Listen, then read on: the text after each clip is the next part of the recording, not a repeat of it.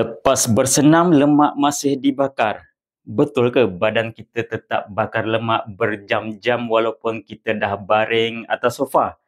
Inilah afterburn effect. Ia memang wujud. Bila kita buat senaman yang kau-kau macam high intensity interval training, HIIT, badan kita guna banyak tenaga sampai terhutang oksigen. Lepas habis senam, badan kita mula kerja overtime, nak bayar balik hutang oksigen tu, nak baiki otot, nak sejukkan badan. Semua proses pemulihan ni guna tenaga. Maknanya, ia bakar kalori. Tapi, kesan afterburn ni tak adalah berhari-hari, hanya 1 ke 3 jam je. Dan ia tak adalah bakar ratusan kalori tambahan. Kajian tunjuk ia hanyalah bonus kecil.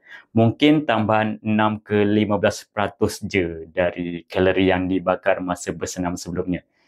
Faktor utama kenapa HIIT tu bagus untuk kurus bukan sebab afterburn, tapi sebab senaman tu sendiri bakar banyak kalori dalam masa yang singkat. Dan ingat, peraturan nombor 1 nak turun berat tetap kalori defisit.